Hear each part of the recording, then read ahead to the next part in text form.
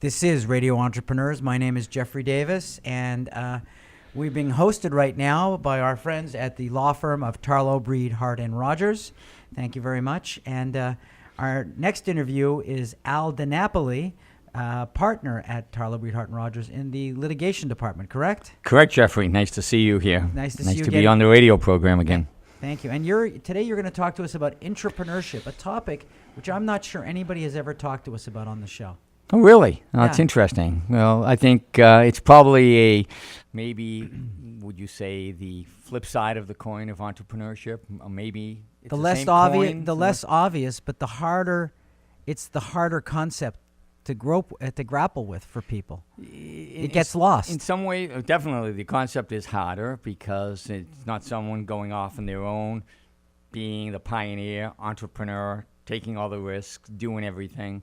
But someone working with inside an existing business Right. and taking a business model into a new direction that business has never done before, and taking the leadership role in that and the charge in that, and whatever good or bad comes from that. So that's something what they call entrepreneurship, from what I understand, because it's inside of an existing business and not creating just a brand new one. Now you're speaking from personal experience. Talk about your practice. You're an entrepreneur within Tarlow Breed Hart Rodgers, correct? That's the way I look at it. And, Right. 25 years ago, started the practice of law. I came from, if you will, an educational background, so I wanted to get into litigation, figuring if I could stand in front of a classroom, I'm glad to stand in front of juries, which I think still are one of the most exciting parts of practicing law, being in front of a jury. But I saw that there was a growing need in the community for hospitality law, and had an opportunity to do some work in the restaurant field, in servicing restaurants.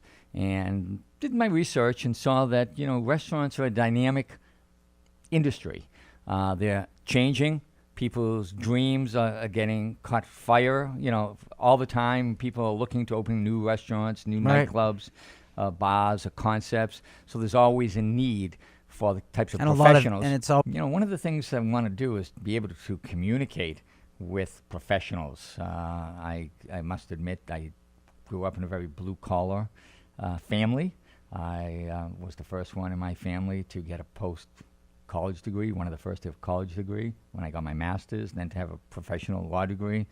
So I wasn't born with the background that probably lent a lot of people to be able to sit around the table and have the kind of conversations they could easily translate into their professional life. right. So I thought, well, the kind of people that I'd want to deal with are those type of people who are probably very interested in their local government.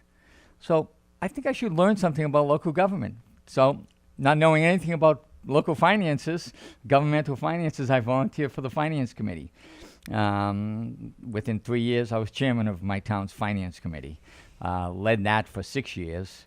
And then hearing the drive from behind, the people said, well, I think you should run for selectman, which I did do 2 times and ran had 2 3-year terms when I finally decided that And you I won. wasn't going to run And you're again. saying you ran and you won. I ran and I won. So I served 2 3-year terms in my town. And along those lines, I learned a lot. So someone said, I'm interested in becoming an entrepreneur. What are the things you'd tell them to look for and to do? Well, I think, something that they're passionate about and they believe they can fit into the existing business structure is important. Obviously, I got views from some people as to what is this hospitality law? Are you hanging around in bars and restaurants and you're bringing them in? But I think they've grown to understand that now not only do I have restaurants, chains, national chains of restaurants, hotel management companies, hotels, even a cruise line, they realize that this is an area.